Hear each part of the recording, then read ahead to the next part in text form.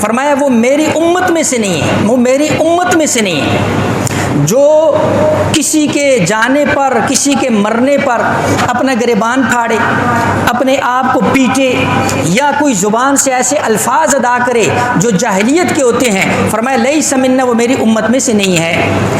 یہ تو حدیث ہوگی، عقلی دلیل سمجھو، کسی کے جانے پر، کسی کے فوتگی پر، کسی کے مرنے پر، خاص کر جو عورتیں ہوتی ہیں، عورتوں کو بھی یہ مسئلہ بتا دو کہ اتنی اونچی آواز سے ایسے الفاظ ادا کرنا، وہ الفاظ، وہ نوحہ، وہ جو الفاظ ہیں غیر محرم کے کان میں پہنچ جائیں، حرام ہے، حرام ہے۔ اتنا اونچا جو ہے نا جی کسی کے جانے کے اوپر جو ہے نا جی اس طرح کا نوحہ یا اس طرح کا ماتم یا اس طرح کے الفاظ ادا کرنا، یہ میں عام اعتبار سے عرض کر رہا ہوں، اور اپنے آپ کو سینہ کو کودنا کوبنا اور اپنے گریبان کو جو ہے نا جی پھاڑنا، علماء نے اس کی عقلی وجہ کیا لکھی ہے؟ دیکھو، خودکشی کرنا حرام، اپنے جسم کا کوئی عضو کاٹنا حرام، اسی طرح اپنے جسم کے کسی عضو کو تکلیف دینا بھی حرام۔